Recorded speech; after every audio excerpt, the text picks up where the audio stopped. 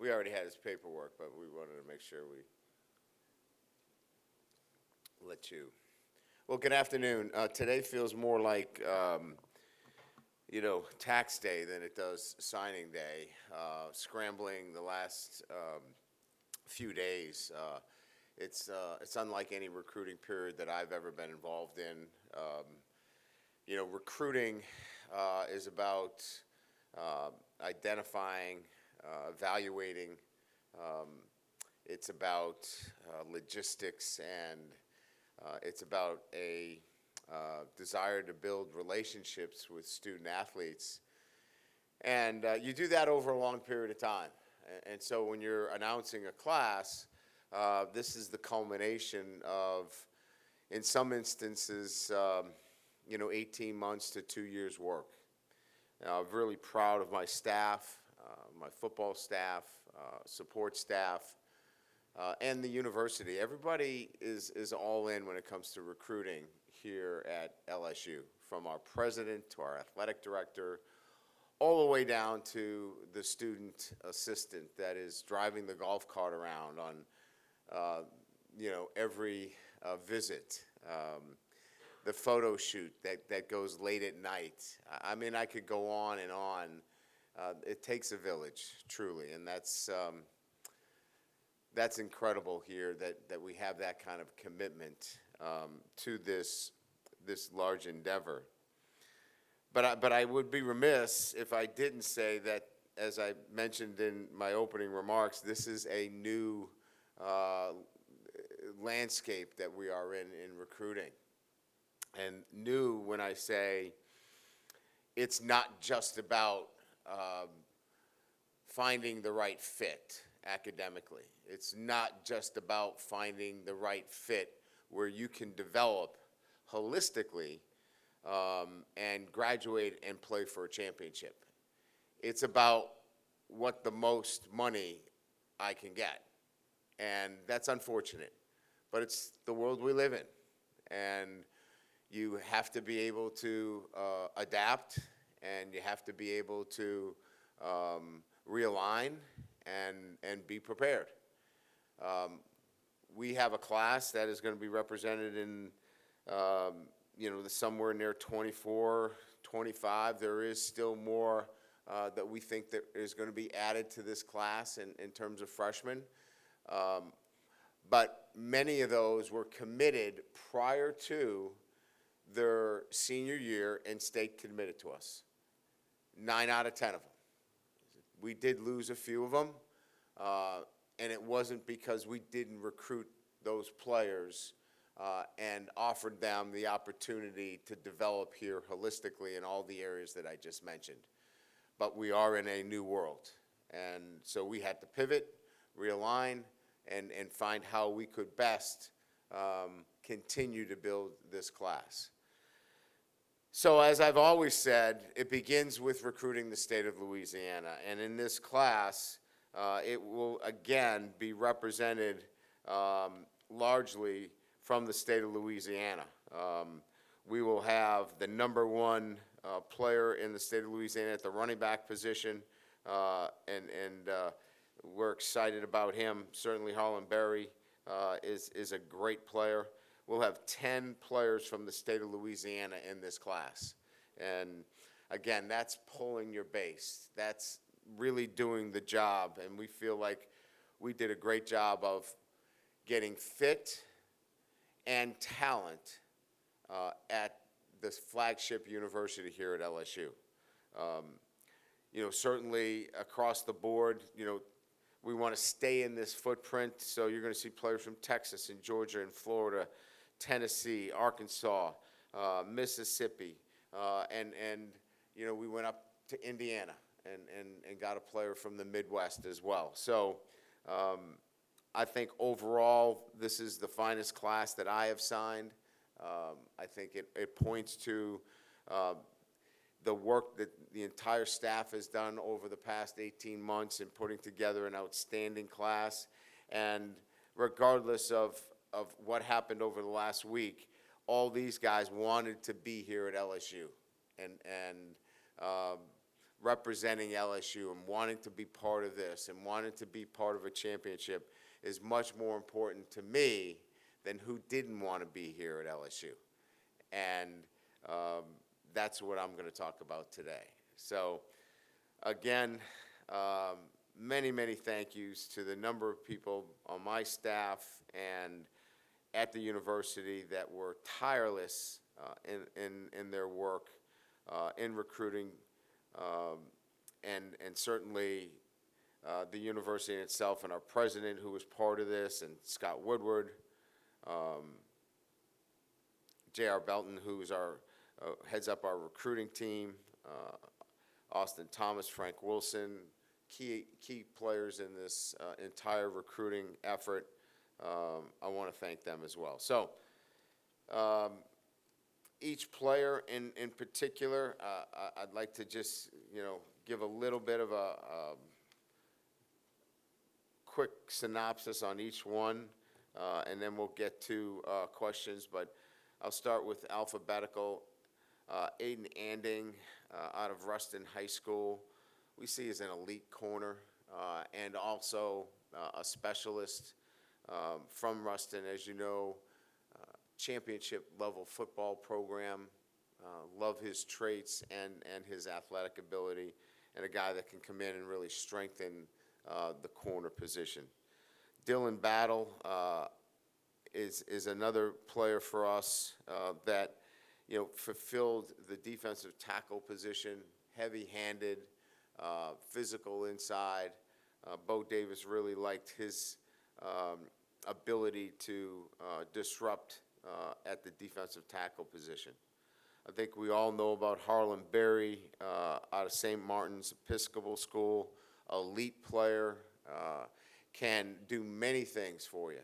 As a guy that played both ways in high school, can impact the game as a guy coming out of the backfield, catching the football, running the football, special teams.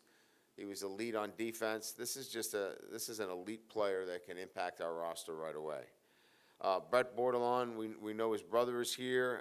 Brett is an outstanding offensive lineman out of Newman High School. We're excited to get to work with him. Physically strong, mature to come in right away and apply that physicality on the offensive line, which we desperately need, and has great flexibility. Could play guard, could play center. Jaden Breaker, we think, is emerging as a star linebacker. I mean, his ascent has been quick and mediocre. It's been that kind of player that has jumped off the page in terms of his status. Really just love the way he plays. He's fast, he's physical, he diagnoses extremely well, and he plays the position, with great length. He's 6'3", 217 pounds.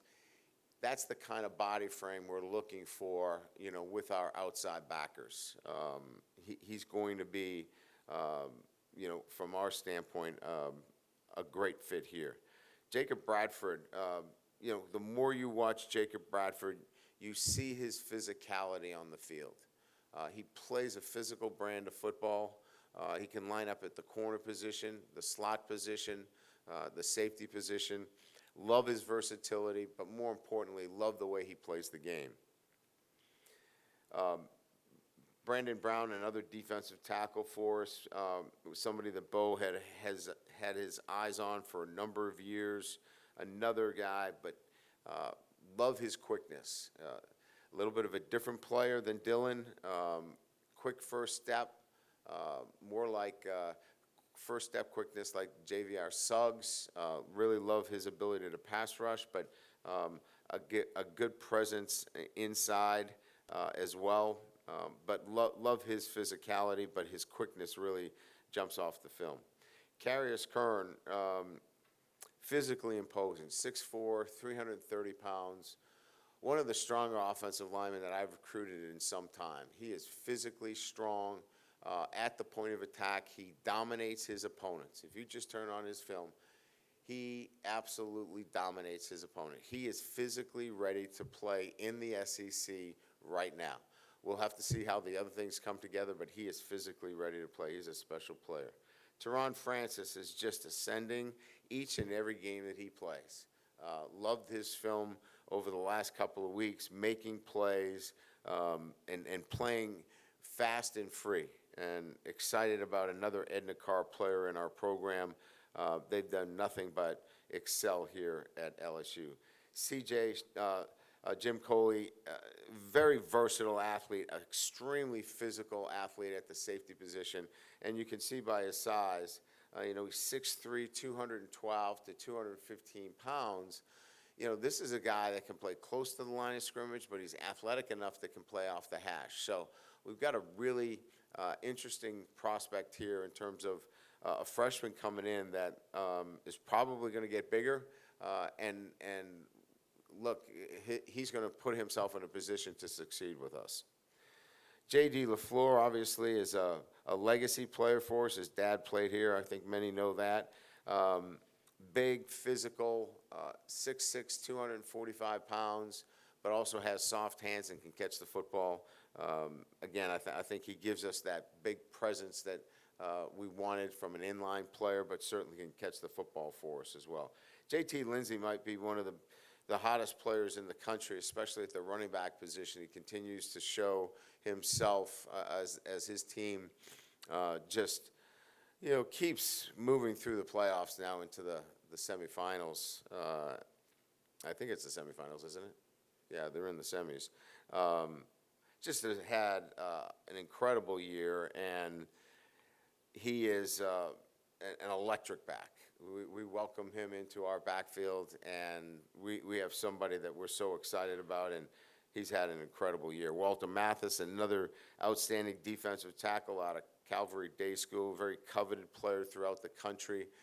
Love his physicality, love his motor. Every play is, for him, just the way he has put forth the effort in every single play. Love the way he plays the game. Tyler Miller, very talented offensive lineman, the best one in Mississippi. Gives us the versatility with a big physical offensive lineman. Could play tackle, could play guard. Really love his feet, the way he bends, and will be a great addition. Keelan Moses, locally, obviously battled some injuries this year, but an extremely gifted player. A guy that could play either side of the ball. He'll fit in very nicely in Blake Baker's linebacker room. Great character, and we just think he's a great fit for us here at LSU. DJ Pickett, arguably the number one corner in the country. I don't even know if it's an argument. We believe he's hands down the best corner in the country. Incredible length at 6'4", 180 pounds. I don't know that I've ever felt that there is a lockdown corner, but he's about as close as there's a lockdown corner in the country. It's DJ Pickett.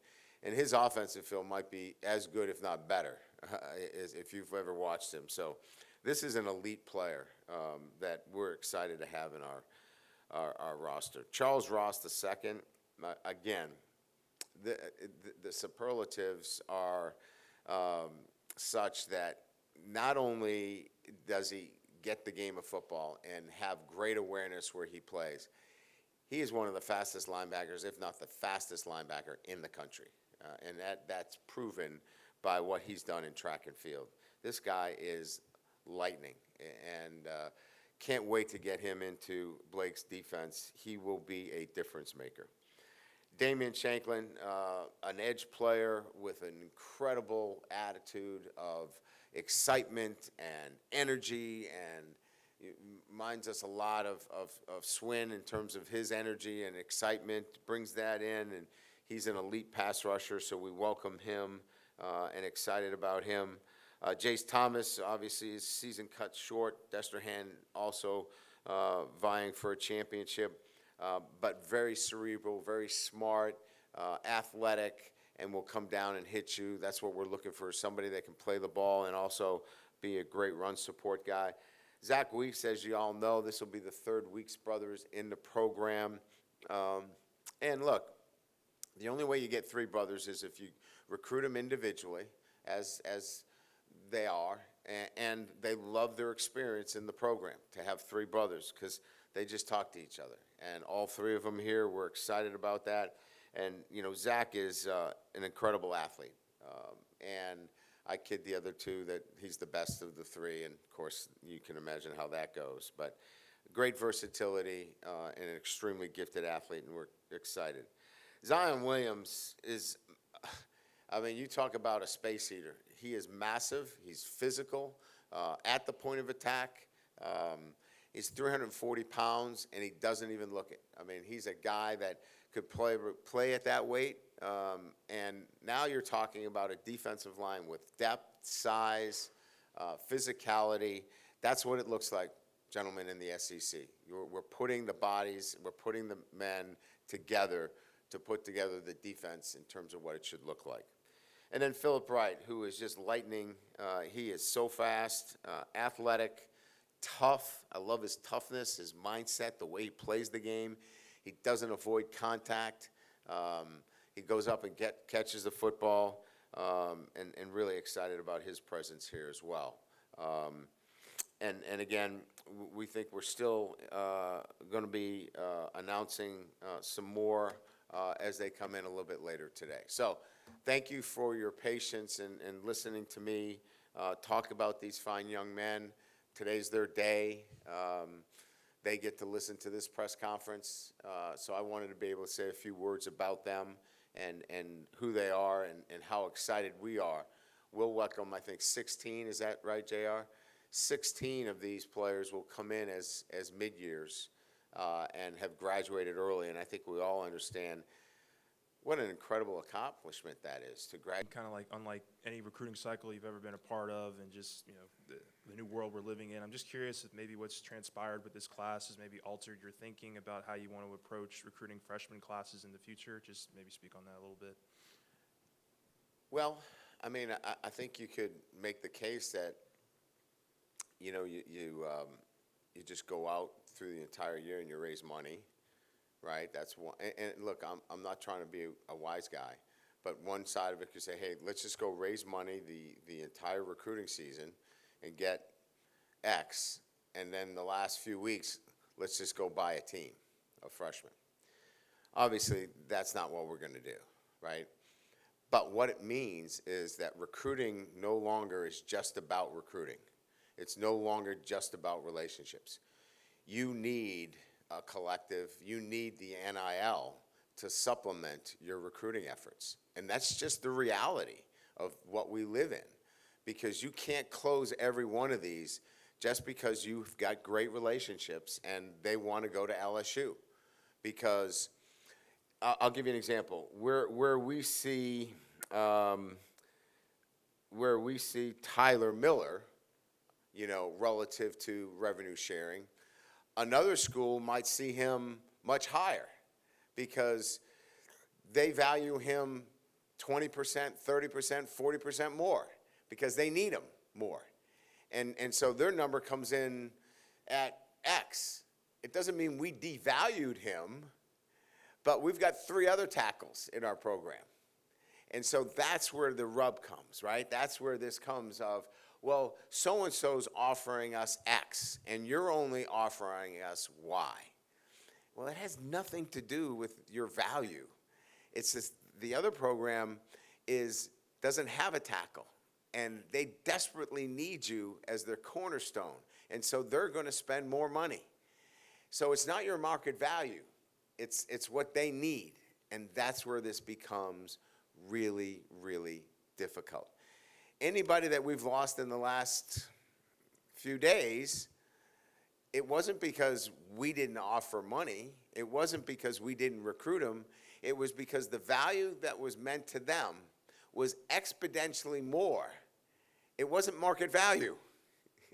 It was exponentially more because it meant they needed that piece, and they were going to do whatever was necessary to get that piece.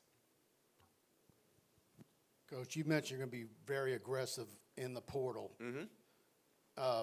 Difference makers, when you pinpoint who you want once they're in there, do you have the resources that you need if it's also Ohio State and Oregon and Georgia and those types that also want that player. Yeah, so that's the bar, right? I mean, it's Oregon, Ohio State, it's Michigan, it's Georgia, Alabama. I could keep naming Notre Dame. I mean, I'll give you all the names. You guys know what they are. But now it's no longer about just your brand. Your brand has to be backed up with the ability to supplement that with dollars, because that's what we're in. And so if you want to get into the portal, if you want to be able to close some of these, you have to have active participation from a donor base. And it can't just be one or two guys. It has to be from all those that want to see the Notre Dames or the Ohio States or the Oregons or the Alabamas do well.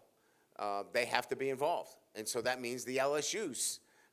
If they want to be at the top of the food chain, then we have to be involved as well. And that's just the reality of where we are today. And whether we like it or not, it's where it is today. Coach, right down here, you mentioned with a couple of the defensive guys, just versatility was a word in their speed. Could you talk about maybe the conversations when you sat down with Blake Baker, just about how you wanted to maybe transform this defense to have that sideline-to-sideline speed that a lot of these guys have?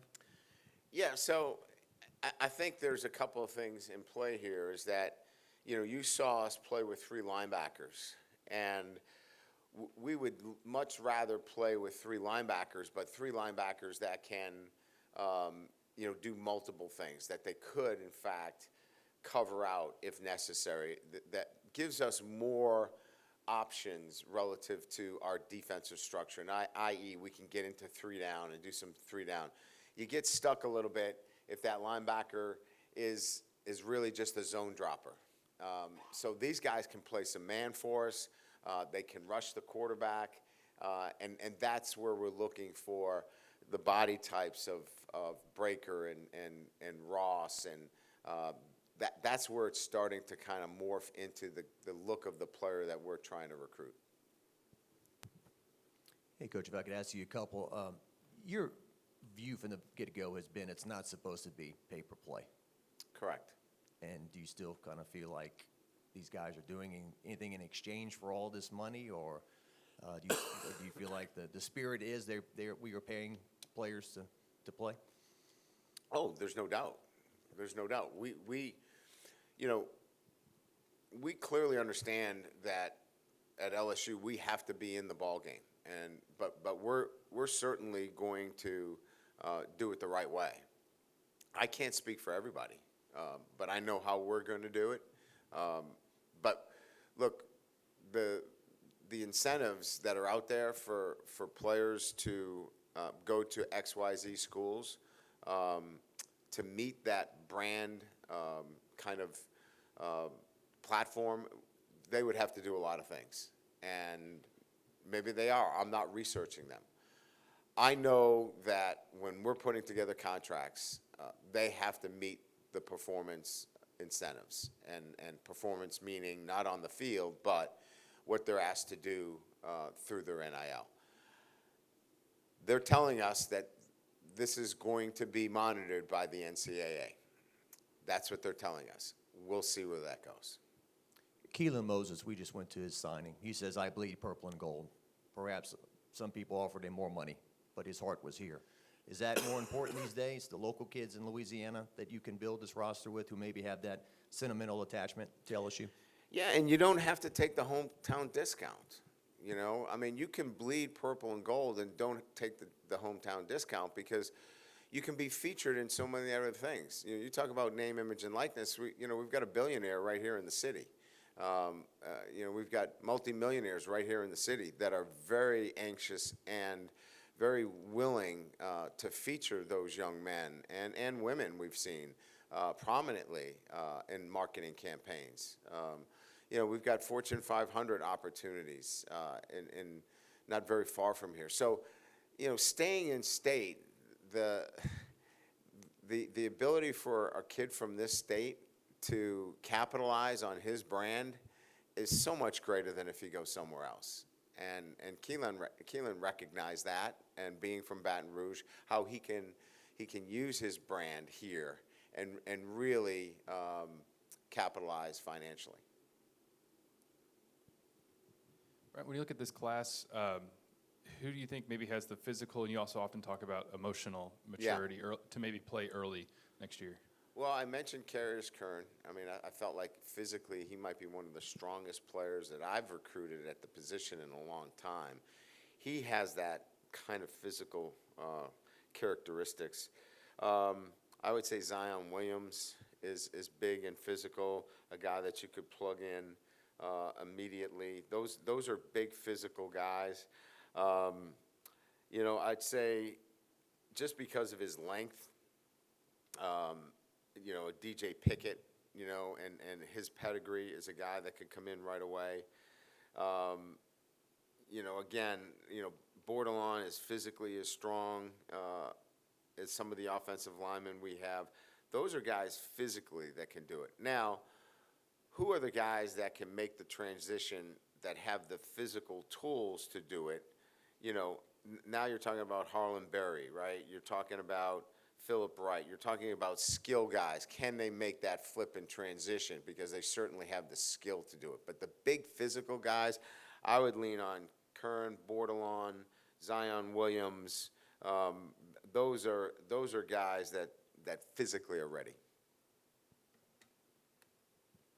I know whenever you recruit guys and you watch film and you know about them and everything, but when they visit, you see them for the first time. I'm just curious your reaction the first time you saw DJ Pickett. Yeah, I was surprised by his length. I mean, people were saying 6'4", and you know how that goes, right? You're saying 6'4". I'm like, he's not 6'4". He's not going to be 6'4". He's 6'4".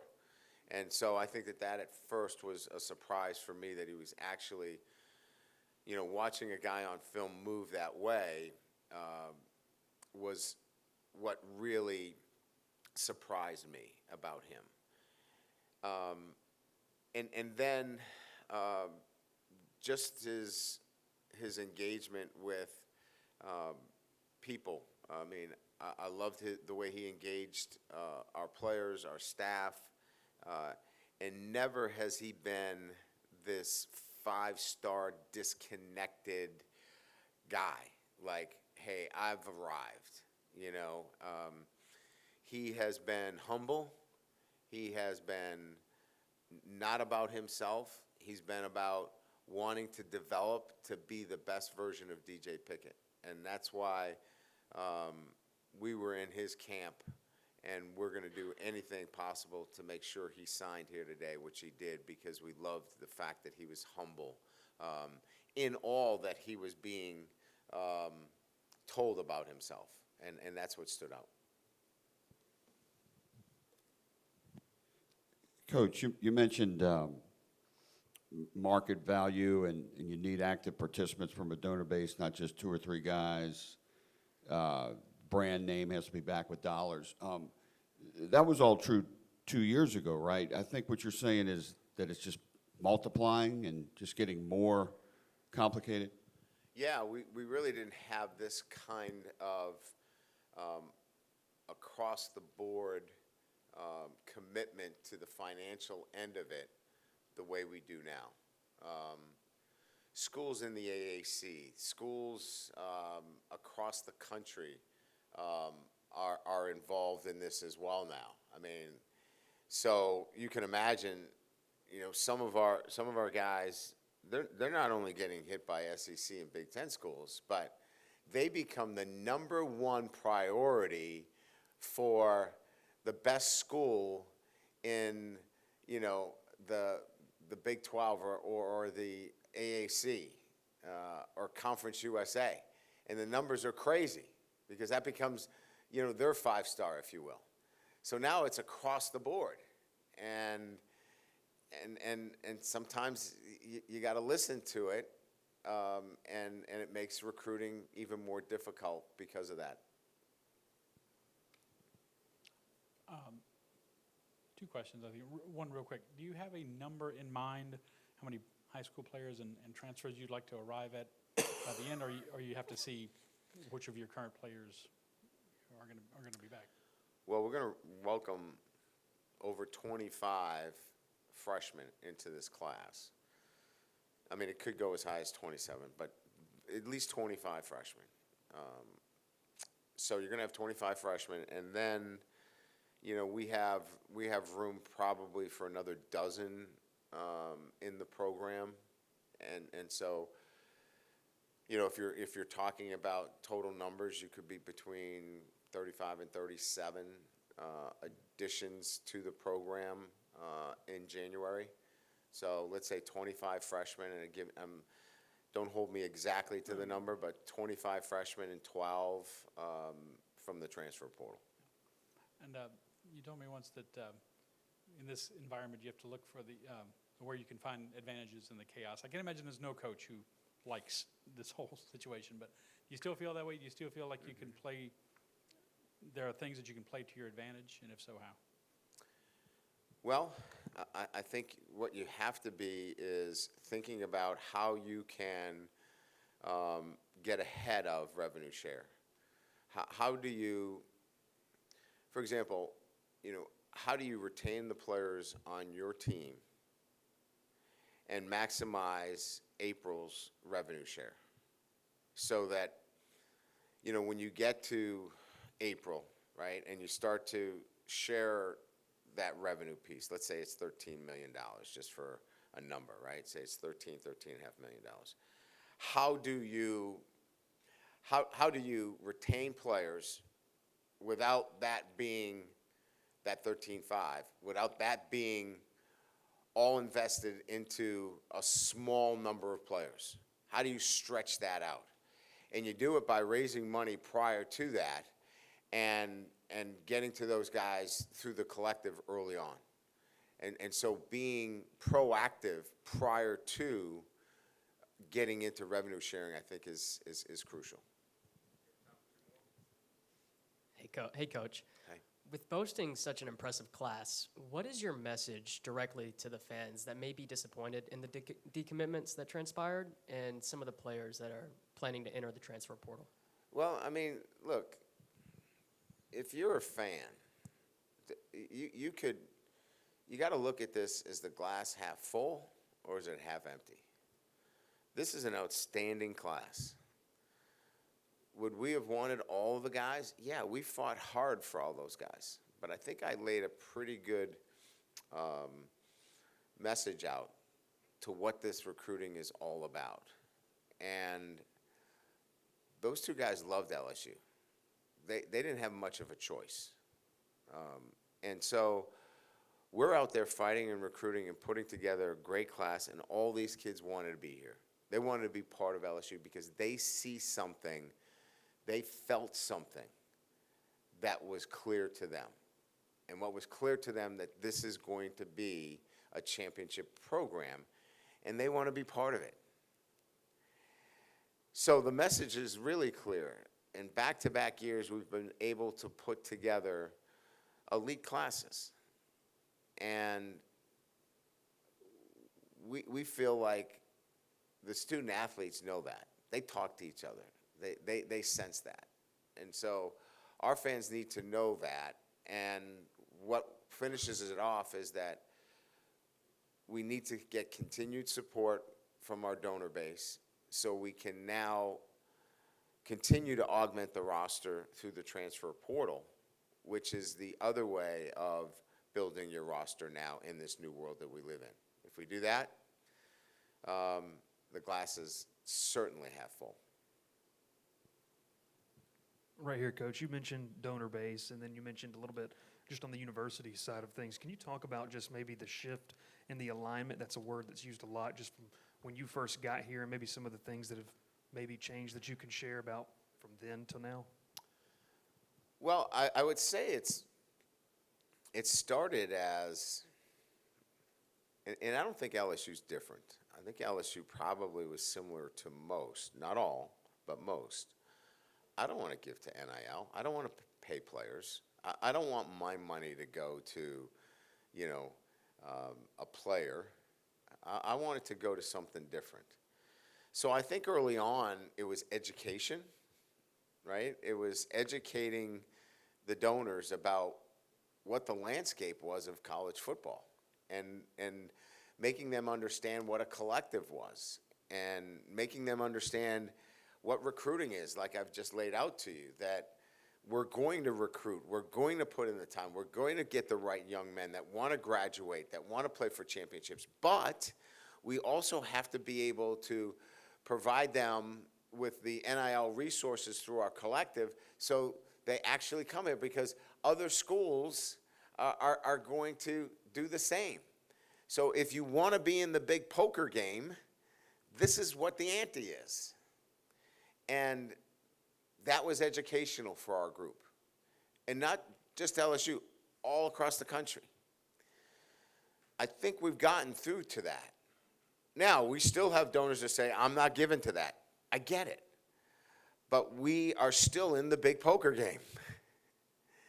And so we still have to be able to go out and say, we need support so we can continue to build our roster. Because you can't do it playing 5 freshmen and 2 sophomores like we did on Saturday night. You have to be able to play mature players as well. And that's the mix. Good. Thank you very much. Appreciate your time.